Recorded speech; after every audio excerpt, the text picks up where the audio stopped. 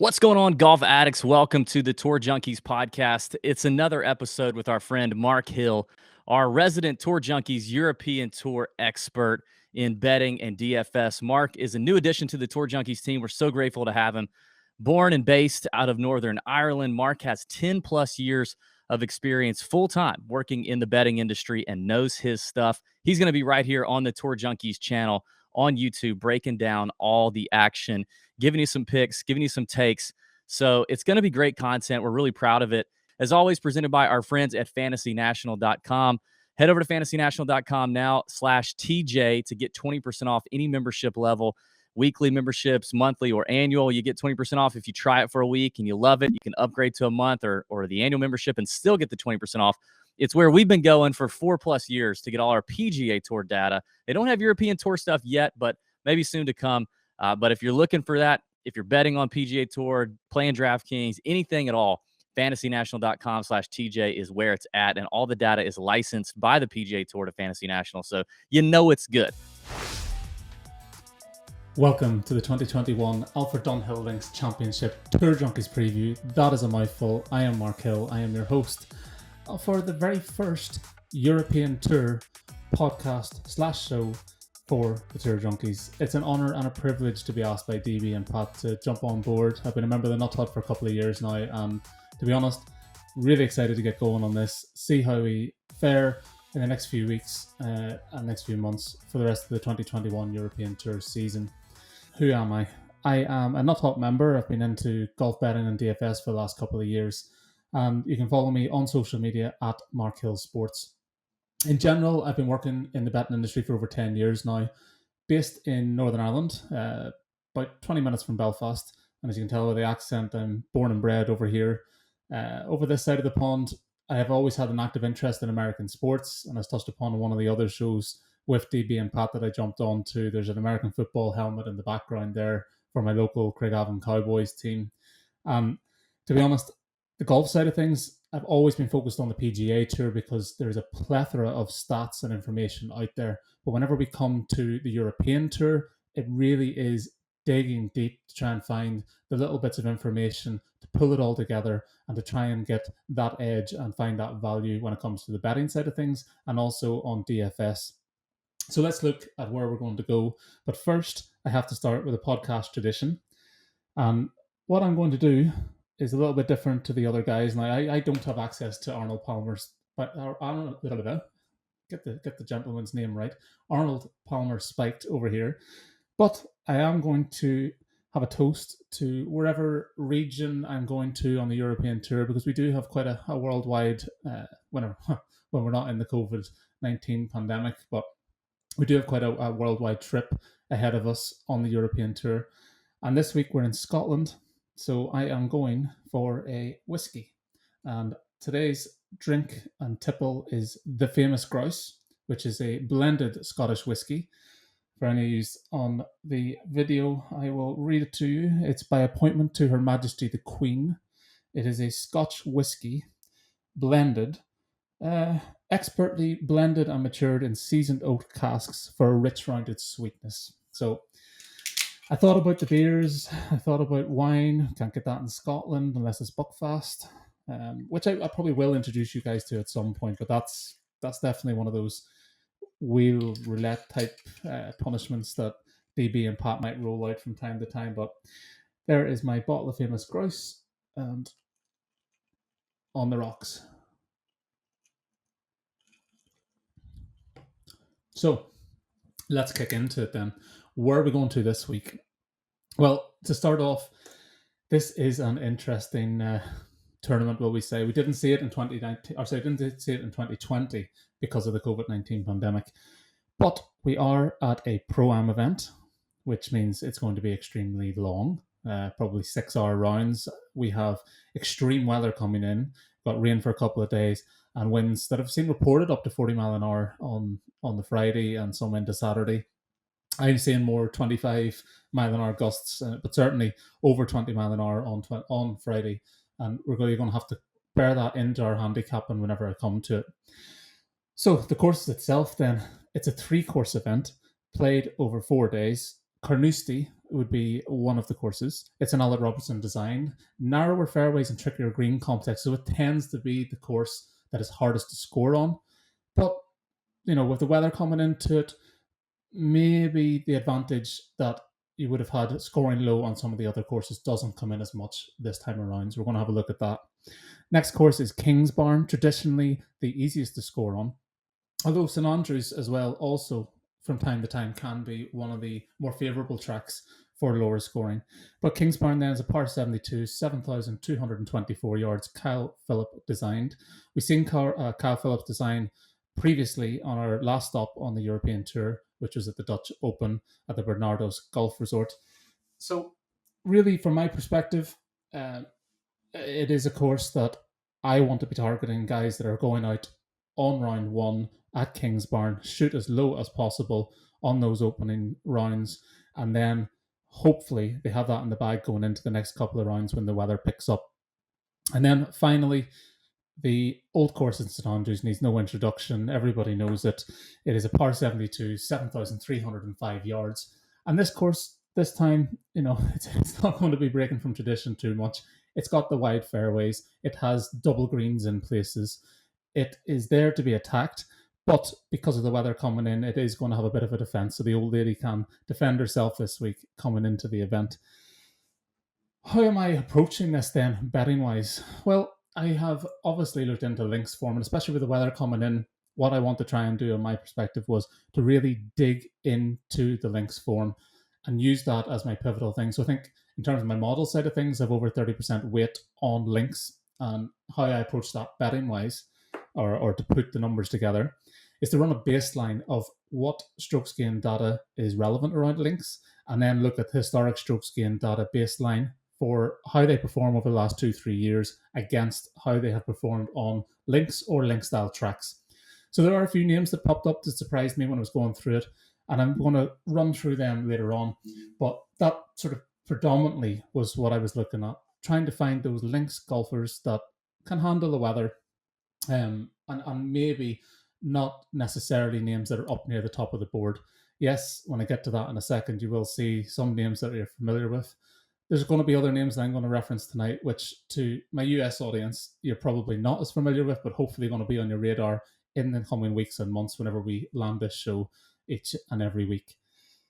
Other things I'm taking into consideration. So any of you guys that use Fantasy National for PGA Tour or use Data Golf, you're used to looking up the last 24 rounds and breaking it down by course type, by weather, by green types. And I've done something very similar with what I've sort of built in the background. And this time around, I am looking at the last 24 rounds for recent form and using an adjusted strokes gained data record. So with adjusted strokes gained, you're not just looking at the number that's there on paper, you're looking at it against the strength of field. So obviously, when you come to a PGA event or a major or a WGC, you got a stronger field, and your adjusted score is going to be that much more weighted than, say, a Challenge Tour event or a Corn Ferry Tour event or an alternate event on the PGA Tour where that strength of field drops. So it's really trying to use the raw numbers that are there, add a bit of a spin to it, which is adjusted based on the strength of field, and then using that in my model. And I've put a 15% weight into that this week. There is other sort of recent form stuff that's mingled into my overall model. The ideal model side of things is to use different components or variables. So in this case, I've used, I think, 12, 13 different variables that I'm weighting at a different level. As I said, links is sort of coming in as my top weight in terms of how I'm coming down to a final number. And then I take that final number, and from that, I'm able to get a percentage. And from that percentage gives me a probability for how well I think the golfer is going to do in this tournament. And the idea from the betting side of things then is to try and exponentially take the value from that. So I know a lot of you DFS heads use your value calculators when it comes to that side of things, but on betting, it's extremely similar. There can be guys out there. I know the guy that's topping my model this week. He is number one in the betting market. He's number one on my model for a reason. And the fact that I'm sort of correlating there is not a bad thing necessarily. But it does mean that I perhaps don't have the value on that number one golfer in the field. Therefore, I'm trying to find that price discrepancy as I move down and see who else is available.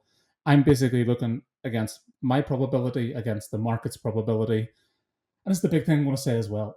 Shop around for your prices. The US market is booming right now, both legalized and I guess offshore still lingering in the background for any states that aren't legalized yet. But to be honest, it's one of those things where there is lots of price discrepancies as you jump book to book to book, and every book is looking your business right now. On my side of things, I worked in the betting industry for over 10 years. I was on the betting side, so working for syndicates, mainly on soccer and a few other bits and pieces. And then in the last sort of year, or last 6 months in particular, I've transitioned to working for sports books in the US, heading up their trading side of things and for a white label in London. And with that, I'm starting to get a real eye opener into just how flawed some of the pricing is in terms of sports books in the US, and also the discrepancies that you jump from book to book. We've had it over here for 20, 30 years where you've had soft pricing out there. It's the same in golf right now, and especially at the European Tour level, because there isn't the same stats and information out there as you're going to find, broadly speaking, for the PGA Tour. So definitely shop around for your prices and try and find those price discrepancies from who you like in the market. If you like someone in particular, shop around for that golfer, especially if it's someone down the field. You can get huge jumps in discrepancies from 125-1 down to 50-1 for the same golfer. So definitely shop around and have a look. And I'll drop in some of those prices tonight. What I want to try and do is not just give you a top of the market price. I want to try and give you a price that is regularly available out there that you can get your hands on, hopefully, if you're in one of the regulated states anyway. So where was I? I was on the course breakdown and the key stats. So other things I'm waiting in here. Obviously, the big green complexes is something to bear in mind.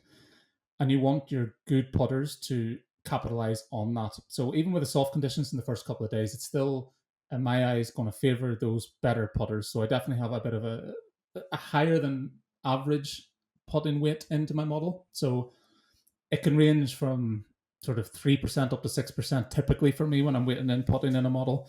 This week I've gone as high as 10%. It's definitely something I want to have on side. And certainly in my best bet later in the show, the guy I'm opposing ranks out 127th in this field. Field is another thing I should actually highlight, because this is a 168-man field. So we've not only got the Pro-Am element over 3 courses, you've got a 168-man field. And I think it's top 60 and ties that will then play the final day at the old course again, where the pins are moved a bit different to where they will be for the first 3 days, because it's that Pro-Am and because they are playing with a range of golfers. I've seen Michael Phelps in the practice round today. The commentator was saying that he was off a handicap of 26, 28. These pins are set up for the amateur golfer and the pro, or guys who think they are a pro. Last time around at the Pro-Am, Justin Timberlake was red hot with a putter, will we say. And to be honest, we're not getting a lot of those US guys coming over this time because of the pandemic, but we're still getting plenty of local sports stars involved, still getting plenty of sort of well-known celebrities, what we say, over this side of the pond. So there's going to be plenty to see. There's going to be plenty to watch. The coverage is going to be quite slow at times, but we'll get our heads around it. But because those pins are placed favorably in the first couple of days, it's definitely something that I want a good putter to take advantage of. Ball striking goes without saying. Because of the wind, you want a good ball striker. I've weighted more on approach than off the tee because of the wide fairways that we're going to see outside of Carnoustie. So the approach side of things I definitely have weighted in. Greens in regulation, scrambling, bogey avoidance. I want a clean golfer this week with the bad weather. So I've put some of that into it. And then another blend of the course history and recent form is in there. So lots of different things weighted into the model. And hopefully we land some value this week. I know there's a lot of DFS heads and betting tipsters and pick makers out there saying this is a tournament to avoid. And sometimes those are the ones that maybe make more appeal because guys think they're throwing darts. But if you try and get it down to that one number, back yourself, back your model, and hopefully we come out on top. DFS-wise has been a bit of a nightmare on the European Tour. It's typically very slow to release the pricing. It only came out a few hours ago here. And PGA Tour is out over 24 hours in advance of that.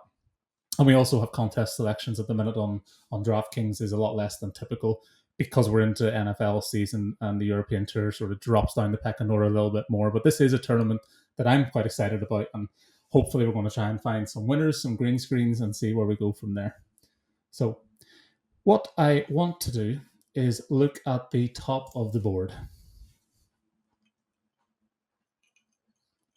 Now, I promised myself, and I made a claim on Twitter yesterday, that I was not going to reference a certain competition that happened this week or the weekend. But it's hard to get away from it. I'm not going to talk about it directly, but I am going to talk about the top of the board. And with that is Shane Lowry at 14-1. Alex Noren, Billy Horschel, Tommy Fleetwood all come in at 16-1. Tyrrell Hatton at 18-1. And Brandon Grace at 25-1. So straight away, you're seeing a number of those names who were involved last weekend didn't necessarily fare well. And having dug in a little bit to how golfers have reacted coming off a Ryder Cup, it tends to be, if it's short travel, so it's been France to Scotland or something similar, or England to Scotland type. Typically, any guys from America that have hung around have done well, and typically we have seen some European golfers back up a performance at the Ryder Cup with a win at the likes of the Alfred Dunhill before. So the caveat with that is we are traveling this week, going from Wisconsin over to the United Kingdom, and it's really one of those things that there's a bit of appeal at the prices. The one that stood out to me was Shane Lowry. He's top of my model this week, and at 14-1, there's a bit of appeal there, but there's enough question marks over the fatigue element. He said it was the best week of his life last week. This is a come down. It's going to be a relaxed atmosphere, but that slow grind can really wear you down, especially with the cold conditions, the wet conditions, the wind. And I love my boy Shane, but I don't think this week is going to be for him. But he's definitely one that I would, I may keep on side on DFS. I don't know if ownership's going to be through the roof because he's top of the board on DFS as well. And that may put a lot of people off, but I love the 7K range this week on DFS. So if you're confident enough to put Shane Lowry into your DFS lineups, then hopefully we can find some 7K guys to pair in there and make the most of Shane. Rest of the guys at the top of the board aren't appealing, and Alex Noren for me has fallen down my model. He's going to make a lot of appeal. He's going to be high owned out of that range because guys are going to be naturally swerving away from the guys who played in the Ryder Cup. But then Billy Horschel as well is coming off a win at Wentworth. He's going to be popular too. So really, Billy maybe last week or his last tournament out at Wentworth, he's got the win under his belt. He stayed around in the UK. He's trying to build up those Race to Dubai points. And he's someone that is definitely notable and on the radar, but I just didn't see enough in the numbers to suggest that I would have him on side. He's certainly shown his negative value to me at his price point. And beyond that, I looked at the Pro-Am side of things, and it doesn't seem to be something he's really enjoyed, looking at his history in the Pebble Beach Pro-Am. So, again, that's a Linksy test as well. Didn't do particularly well. So, it's one I'm going to swerve is Billy Horschel towards the top of the market. Which does bring me then to who I am picking first. So let's get into the betting portion of this. And what I'm going to do slightly different to the guys, Pat and DB, is because their background is in the DFS side of things and they have that buzzing community on the Nut Hut, I'm going to try and approach it from the betting side of things first, touch upon the DFS at the end, but then as we build more DFS knowledge as the weeks go on in this show and try and hopefully find contests and selections that appeal, I'm going to focus in on the betting side. From that, hopefully you can draw a few names that you like on the DFS side, and then we'll go from there. So, who is my first selection?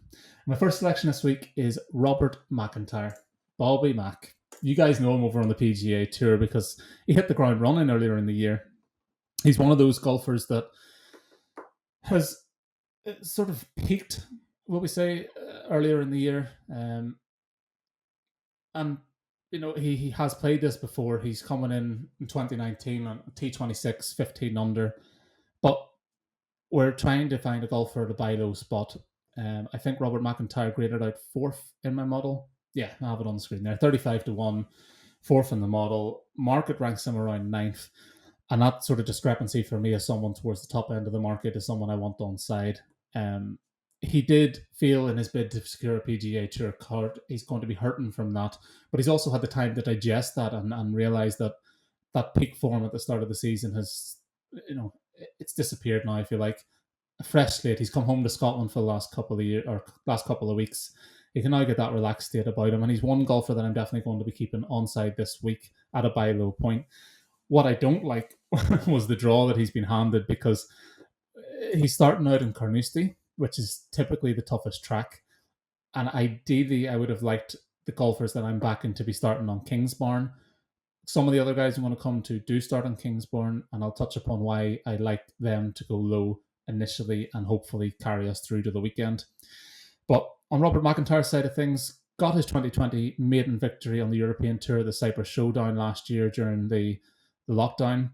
And this is a guy who's had 2 top 12 finishes in the majors in this year alone. So we know he has the upside. We know he has the game in him to peak and do well. And in terms of the Open Championship, which is obviously typically played at a Linksy Field type course, he has T6 and T8 in recent years. So we're getting a guy who has everything in his locker to be a top end golfer emerging. He's still young, and at 35 to 1, that price point, for me, he should be coming into this kind of field around the 20 to 1 mark. So there's plenty of value, plenty of room there for Robert Macintyre to drop down into my selections this week. So that's the first one up, is Robert Macintyre at 35 to 1. Next guy popping for me, and I'm sort of faced with the same dilemma as Robert Macintyre because I didn't get the favourable draw that I was looking. But Matthew Jordan, like when I was sitting over the last couple of days, and sometimes in this industry, you know, it's paralysis by analysis. You can research and research and research, but Matthew Jordan was jumping off the page for me when I looked at this links model I was putting together. And overall, he graded out number 2 on the links model. And because I have that extra weight in, he's grading out number 6 overall in my full model for the tournament. And with that, I have to ask myself why he's as low as 66 to 1. He opened up 70 to 1 at most books. It's dropped as low as 50 to 1 in places, but still I'm seeing 2 or 3 other books at 66 to 1, which seems to be readily available. Like, if he had not missed the cut at Wentworth, that's probably kept him in that 66 to 1 range at the minute. But outside of that, he had 2 top 10 finishes in the European Masters and the Hero Open, and 3 further top 20 finishes at the Italian Open, the Scottish Open, and the Irish Open. So we've got a guy who has recent form, slow enough to start off his 2020 campaign after a decent 2020. He had a decent year. But this is a young golfer, 25 years of age, with plenty of upside. And outside of the numbers I was running on the links side of things, which was concentrating on Pro Tour events on link style courses, Matthew Jordan has a 2017 amateur title here at St Andrews. So that is definitely some familiarity and comfortableness there, and is also an amateur winner of the Liveham Trophy. So, you know, everything is telling me this is a young fella who has the upside. He's still not at that price point where he's going to get to in the coming, possibly the rest of this season, but certainly next season on the European Tour. He's going to be at a much lower price. We can get him at 66 to 1 here. I like the value. I think he's good down to 40 to 1 for this tournament. So still plenty of room on my model. And his approach numbers give plenty of appeal as well. So that's Matthew Jordan at 66 to 1. I do expect him to be fairly popular on the DFS side of things. He has been touted up on a number of shows already from the betting side of things, certainly over this side of the shore or this side of the pond. So he is going to be a popular pick, but it's hard to get away. And sometimes you have to eat that chalk, and especially betting wise, if I'm getting a golfer at 66 to 1 that I feel should be in the 40 to 1 range, if not lower, I'm going to keep him on side all day long. So Matthew Jordan is my next selection at 66 to 1. Next up is an intriguing golfer that was a DFS and betting darling last time out at the Dutch Open at Bernardo's Golf, but has really seemed to have dropped off the radar this week because I'm not seeing many people talk him up. He comes in at 100 to 1 and ranks out number 12 in my model. In hindsight, maybe I am weighting his challenge performances a little too highly. But we've seen golfers emerge very quickly off the Challenge Tour and then make that step up the European Tour and PGA Tour in no time at all. Santiago Tarrio is a 30-year-old Spanish golfer. He's one that hasn't peaked yet. He's shown glimmers and glimpses of form, but 2021 has been his year. On the Challenge Tour, he's a number of first-place finishes and a number of top 5 and top 10 finishes. And then has followed that up on the Hero Open when he stepped up. When did he step up? Earlier in the year in the Hero Open as well, where he had a positive finish there. I want to dug into his links form. He's another one that stood out. Like some Spanish players tend to play well on links, and we've no idea why. Look at the world number one, John Ram. We have guys there from Spain who tend to adapt fairly well to links golf, whether it's the coastal aspect or the wind coming off in Spain. I'm not really sure why there's that nice fit, but Santiago Tarrio does appeal this week, and we've seen last time out in 2019 for the Alfred Dunhill with Victor Perez winning that some young golfer can emerge and some first-time European Tour winners can emerge. And Santiago Tarrio for me is one that I'm very, very high on this week. And what I really like about Santiago Tarrio is his draw, because he is going to open up on Kingsbarn, which is the most exposed track of the lot, but has the ability to have the best scores. So if I look back through the previous years of the Alfred Dunhill Championship, we're getting a golfer here that can score low in first rounds, has win equity, maybe not at this caliber of field strength, but he has win equity and he has the upside. He is brimming with confidence, and maybe that price of 100 to 1 would be a lot shorter if he hadn't struggled at the Dutch. At the end of the day, the Dutch Open, he did make the cut at the Dutch Open at the Bernardus Golf. And yes, there's that slight niggly feeling of concern that there are two Kyle Phillips tracks, and maybe he won't necessarily adapt because he didn't do particularly well. And I think it was T62, possibly around that range. Certainly made the cut anyway at the Dutch Open. But I'm seeing people jumping off him after that. There's plenty to keep on side for me. He's doing well enough in the links model side of things for me, where he actually graded out 11th. So maybe still going under the radar. 12th on my overall model. He's going to be in the 7K range. I'm all over him in DFS. He's definitely one that I'm keeping on side at 100 to 1. Lots and lots of value. Lots to like about him. And really, it's one that I think is probably my favorite bet, and he is going to be involved in my best bet later in the show. So Santiago Tarrio is my next golfer at 100 to 1. And from one 100 to 1 shot to another 100 to 1 shot, and that is Richie Ramsay. Another one ranking inside my top 20 of my model. 100 to 1, market rank of 42. Ramsay then also starting off on round 1 at Kingsbarn. So a nice pivot there from Santiago Tarrio and Richie Ramsay. And if I'm going to find a golfer that's starting at Kingsbarn, he's going to shoot low, fingers crossed, and I can sort of hedge between Tarrio and Ramsay with that fit, I'm going to have my Scotsman on side, a second Scotsman to make my card. There is that local aspect, that local feel. Not seeing a lot of form, bit of inconsistency, but generally solid links form. And particularly he starts well and is a potential first round leader bet once those prices hit, because I looked back at some of the old scoreboards, and I think one year you had 9 of the 10 top 10 golfers after round 1 had played off Kingsbarn.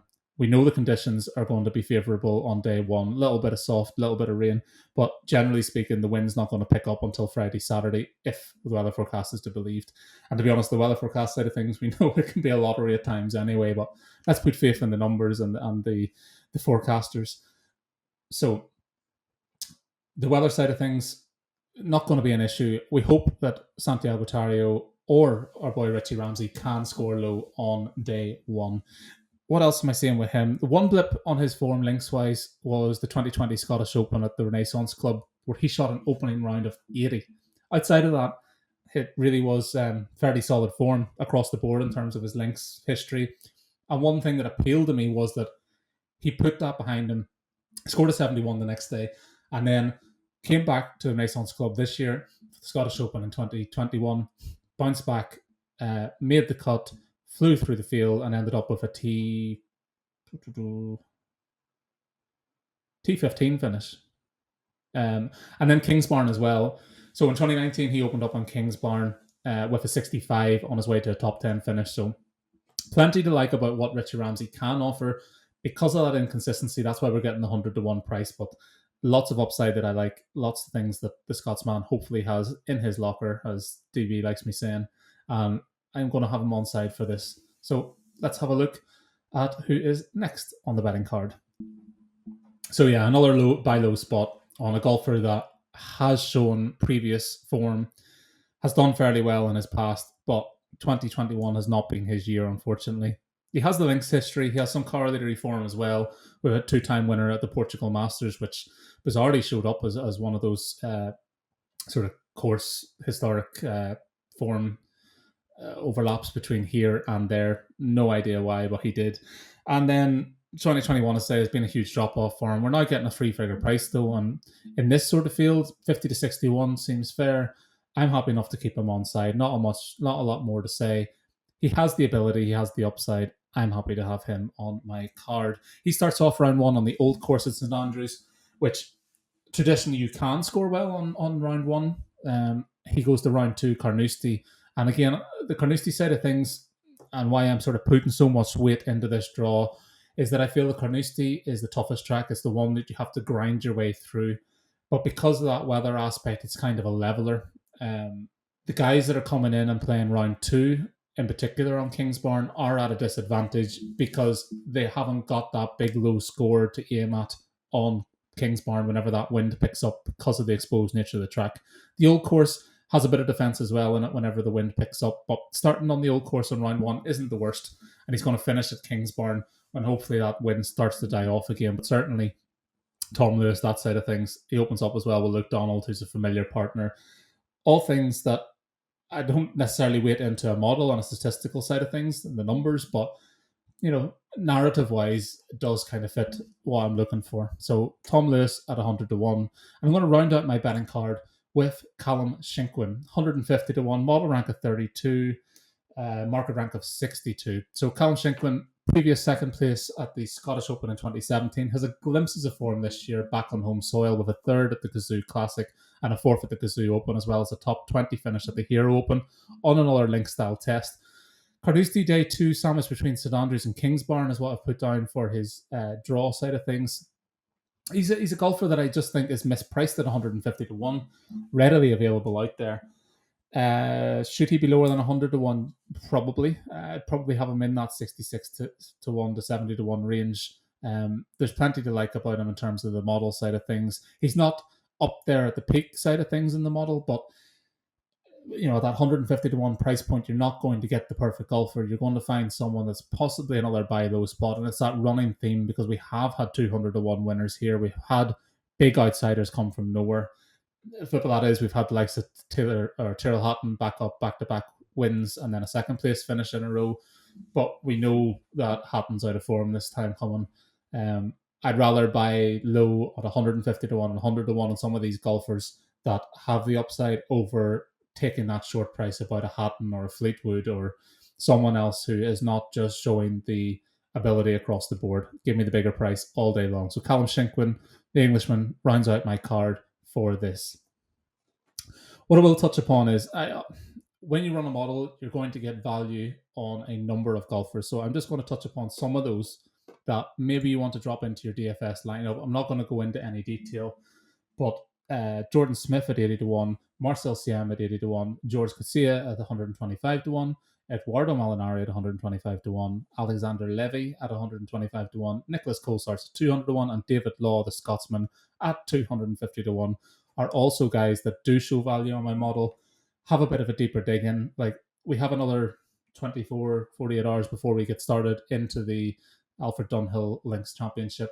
There's going to be opportunities to maybe look a bit deeper into their draw. I haven't had a really close look into it yet, but at those price points, I show value. I say that if you can find those 80 to 1s or even 200 to 1 with Nicholas Colsaerts, that they should be lower than they are in terms of the price. So I'm going to do a bit of a digger deep in before I maybe put any money down, but it's just ones that are worth looking at for DFS and are worth having that little bit of extra research put into.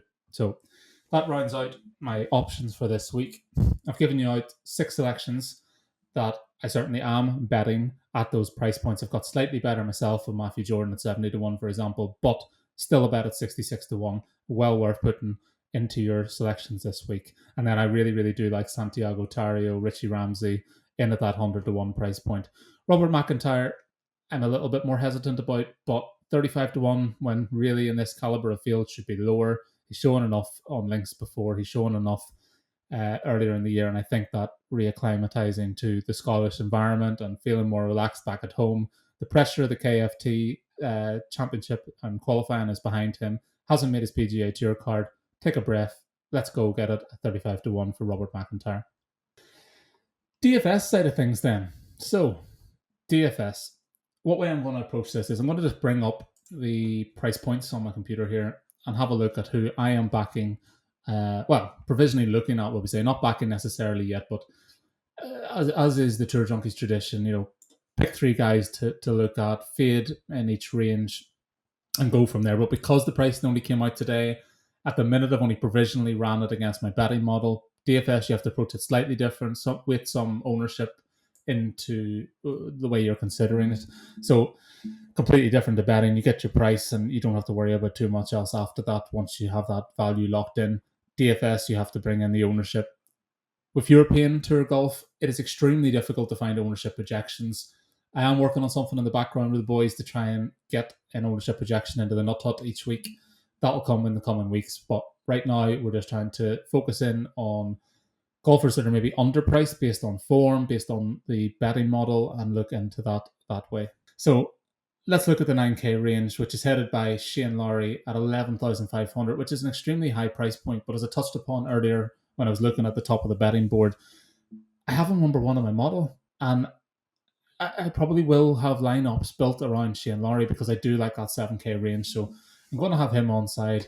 Some of the other guys rounding out this range: Tommy Fleetwood at 10.6, Billy Horschel at 11,000, Robert Macintyre at 9.2, Tyrrell Hatton 10.3. I'm out of order because I'm in model order here. But we'll touch upon who the guys that I will be having on my card or sort of having a deeper dive on, which is Shane Lowry, Rob McIntyre, and Thomas Dietrich. Haven't mentioned Thomas Dietrich already on the show, but there is a number of signs there that he could be thereabouts come the end. Why I left him off, he dropped down a little bit in greens and regulation. He dropped down on the links model where he only ranked out 64th for me in the links model. So that kept him off my betting card.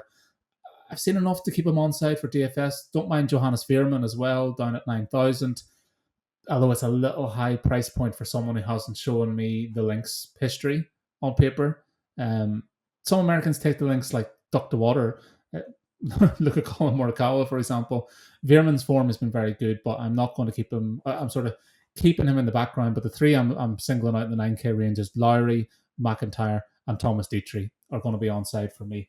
My fade in this range, listen, I could be very generic and just say fade the Ryder Cup guys, but I'm not. I'm going to focus in on Sam Horsfield at 9.1. It's really down to form. Like, links history for the Englishman is not great. He grades out 123rd in my links model, which makes me think something might be wrong to have him grade out that low. But even in recent form, he grades out 65th in this field in adjusted strokes gained over the last 24 rounds. And his putting side of things has not been great. His scrambling's not great. There's certain things that I want to see people pop in my model for. And of that 9K range, he is bottom of the pile. Overall, he still grades out 24th in my model, but because he's in that 9K range and he's at the bottom of that 9K range, that's why I'm going to fade Sam Horsfield. Let's have a look then at the 8K range. So my boy Matthew Jordan is in this range. Definitely going to keep him on side. Callum Hill and Jordan Smith are also guys that I would be having a look at. I expect Callum Hill to be very, very popular this week, so I am not going to put him on my card because I think the ownership is going to be too high. Matthew Jordan's ownership is also going to be high, but I'm going to eat that chalk because I'm all over him this week. Jamie Donaldson is another that I quite like as well. It's kind of this range at the minute that there is only 10 guys in it. It's a small range, and I could make a case for top 5 in that, and then the bottom 5 I could make a case for fade, and that includes Guido Michelozzi, who I don't have on side this week because of the putter is really letting him down. I want to see a positive putter. Also, the links side of things was letting him down in my model, so I'm not on side with Guido this week. He could come in here fresh and do well. He's not going to be in my lineups. Juice Luton let us down at the Dutch Open. He's not going to be in my lineups as well. But my fade in this range is Andy Sullivan, who grades out 120th in the links side of things, and that's just not good enough to have on side. So he grades out lowest in the model in this 8K range at 8.2. So the people I'm backing in this range at 8.1 is Matthew Jordan, Jordan Smith at 8,000, and Jamie Donaldson at 8.4. And then the fade in this range is Andy Sullivan at 8,200. Touched upon it earlier, the 7K range I think is really, really worth digging into. Somehow Richard Bland is down in the 7K range. Grades out 15 from the model overall. Well worth a look. Troy Merritt is here as well. Obviously well-known well, I say well-known stateside. For you DFS aficionados, you'll know Troy Merritt well. Maybe not so widespread known, but he's over here this week as one of the few Americans in the field that aren't traditionally on the European Tour. But Santiago Tarrio, again, I've laboured the point with the Spaniard. He's onside for me. I'm keeping him here all day long. He's onside at 7-2. Lots of others I like. Marcel Siem's in there at 7-5. Rafa Cabrera-Bello at 7-4. Quite a Spanish feel to what I'm liking this week in general. Guys to avoid. Numbers-wise, I don't mind Victor Dubisson here, but he's the kind of character that might just give up after a couple of days of pro-am and 6-hour rounds and stuff. I don't think I've ever seen a golfer withdraw as much from competitions as this guy. So yeah, Victor Dubisson's not going to be on side. A couple of guys that I'm going to fade, and one of them is Joachim Lagerin, and that's more from the ownership side of things, that he's really, every time I'm listening to any other shows or listening and reading the pieces on DFS and betting, Joachim Lagerin's name comes up time in, time out over the last few weeks. He's coming in at 7-2, which is a very cheap point, and I do see a lot of high ownership for him this week in your lineups. For that reason, I'm fading him, and he also comes out 65th in my model overall, whereas there's other guys in the 7K race like Richard Bland, Santiago Tarrio, Troy Merritt, Richie Ramsay's up there as well, that are in and around the top 20 of my models. So if I'm getting 7K guys there, whereas the likes of Lagerin's down at 65th, I have Thorborn Olesen down at 78th for my model. So these are guys that, for me, I'm going to fade. Christopher Broberg would be another. Broberg did land the Dutch Open last time out, but he did say he's come through 7 years of hell. That was such an emotional experience, and I nearly had tears in my eyes watching that one whenever Christopher Broberg finally got over the line at the European Tour level, taking down the Dutch Open. It's a lot to recover from, though, to bounce back a couple of weeks later and play a Pro-Am type event in a links field and in the poor weather and really get emotionally up for that again. So Broberg's another that I'm going to fade in that range. Yeah, top of the 6K range for me, Callum Shinkwin, who's already made my card. I touched upon Nicholas Colsaerts and David Law as guys who were showing value for me at bigger prices betting-wise. And then the final one that I like there is Adrian Otaegui at 6-9, who grades out 54th for my model. But the putter is the one that's a bit of a concern. But link style was doing fairly well. GIR, approach game was solid, graded out 26th there. So Adrian Otaegui is the last 6K guy that I'm going to touch upon. Maybe went a bit Pat Perry there on it. Let's get to the best bet. And for me, I have beat the drum for this man, Santiago Tarrio Ben, at -115 against Min Woo Lee, which is available at DK Sportsbook. Listen, Min Lee Woo is going to be a popular name this week, both betting-wise and in DFS, largely because he is an Australian and he has done well at the likes of the Vic Open and stuff before, where he won on home soil or did well on home soil, and that's going to keep him on people's radar. But to be honest, I'm going to fade him. I want to see it in Scottish links. I want to see him over here do it, and because of a broken season that he's had, he's not really showing the recent form that I want to see from someone in that range. And I think he graded out in the high 50s. So did Adrian Meronk in that range as well, was another guy who's paired up in matchups where Santiago Tarrio is a dog to Meronk. The thing that swung the betting for me to Min Woo Lee, and get his name right, Min Woo Lee, was that he is playing that course rotation that I don't want to be on, where he's playing Kingsbarn on day 2. And because I'm getting Santiago playing Kingsbarn on day 1, I am more than happy to take that price at -115. I think it's good down to -130 on my numbers. And because of that course edge as well, I'm happy just to take on Min Lee Woo generally. He's going to be fairly high owned in DFS as well, so keep that in mind. Yeah, I think that's the first show in the books. And all I can say is let's see some green screens, let's get some cash, and best of luck for your DFS and betting for the European Tour. You can find me in the Nut Hut over the next 24 hours and I will drop in as much nuggets of information as I can. Let's look at those first round leaders that are playing at Kingsbarn. Let's try and get some more matchups on the board when them prices come out as well, and let's look at Showdown over the weekend too. So all the best for now from Mark Hill Sports. You can find me on Twitter. You can find me sort of stalking the Tour Junkies community, and best of luck.